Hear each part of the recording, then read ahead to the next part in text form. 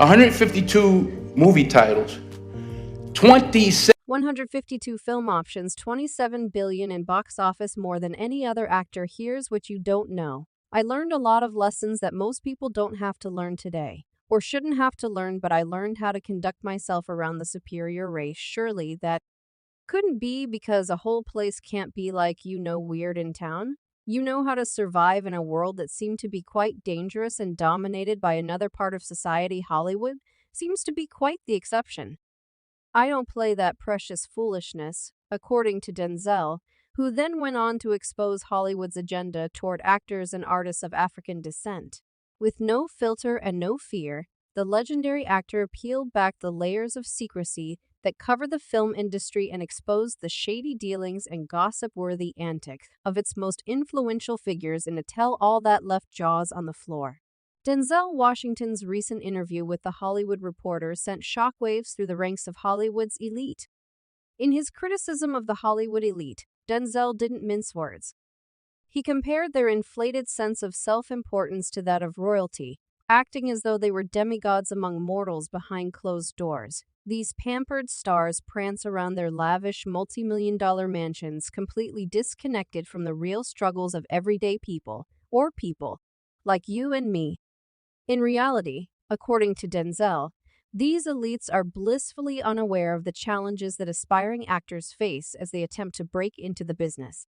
One such actor is the illustrious Samuel L. Jackson. Was born on December 21, 1948, in Washington, D.C. So everyone please stop talking and follow my instructions. His childhood was marked by poverty and adversity as his father abandoned the family at a young age, leaving his mother Elizabeth Jackson to raise him and his siblings alone while they were growing up in Chattanooga.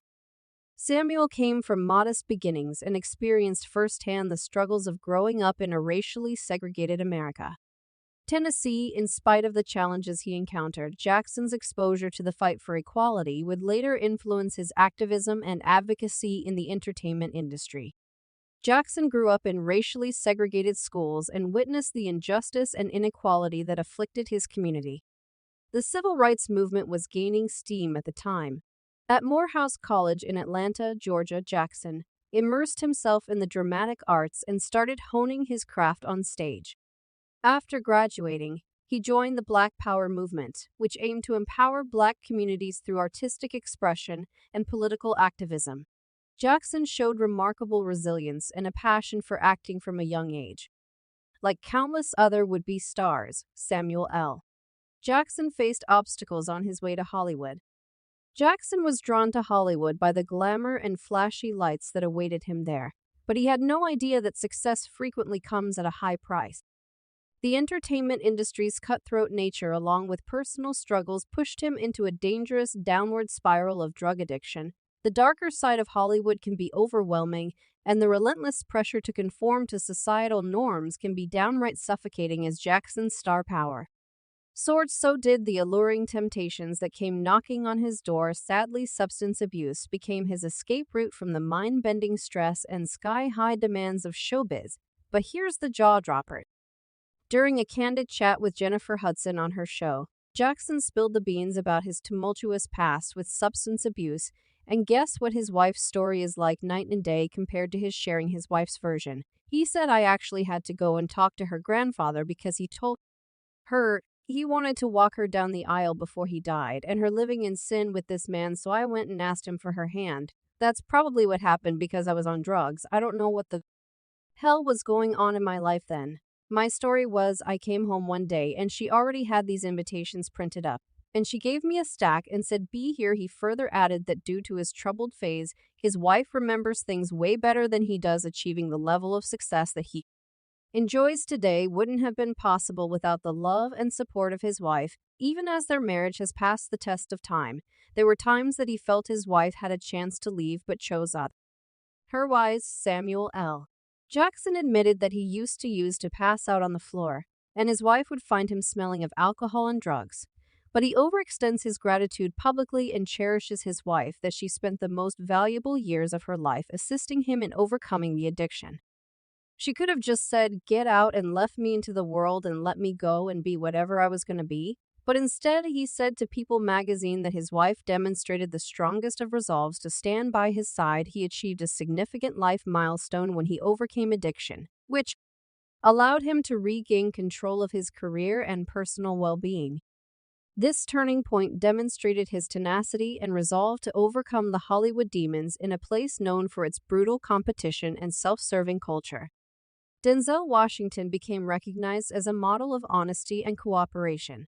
The skilled performer, a native of Mount Vernon, New York, has been in the business for many years, gaining recognition for his emotive performances and positive social influence.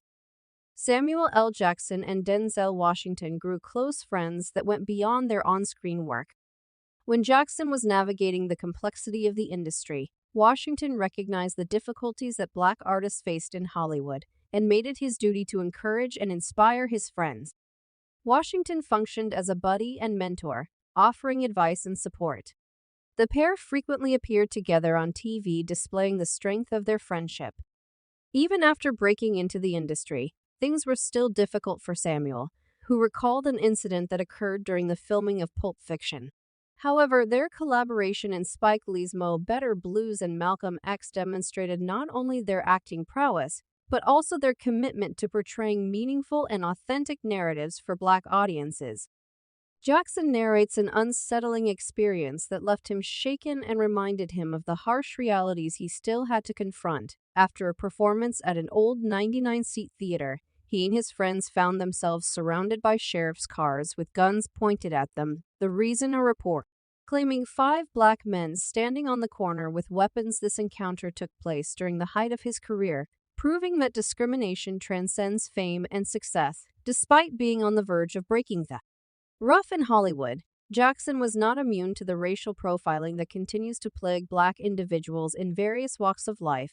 The incident had a profound effect on Jackson, serving as a stark reminder that in Hollywood, he was still perceived as just another Black man. This reality forced him to tread carefully and remain vigilant, even in the midst of success. The unfortunate encounter brought to light the persistent inequality and prejudice that Black individuals face in their pursuit of happiness and success. Jackson's experience is a sign of a larger issue that affects both the entertainment industry and society at large, rather than being a singular incident. Despite significant improvements, the entertainment business still struggles with diversity and equality. Hollywood's past is tainted by instances of systematic racism, where Black actors have been disregarded, stigmatized, and underrepresented on screen. Other famous people that have gone through the same are during Monique's appearance on The Breakfast Club. When asked about the conversation with Netflix executives, they were evasive and failed to send the offer again. This led Monique to believe that there was gender and racial bias at work, and she questioned why her resume and accomplishments were not considered for the position. Monique described her experiences with Netflix in detail, claiming that problems existed even before the offer was made.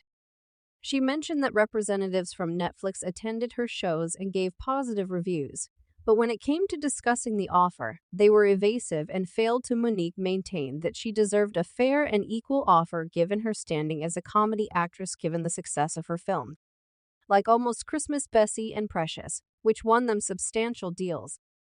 Additionally, a fan called in during Monique's interview and brought up an incident with the producer on the set of Almost Christmas, where the actress allegedly stood up for the director against interference in his work.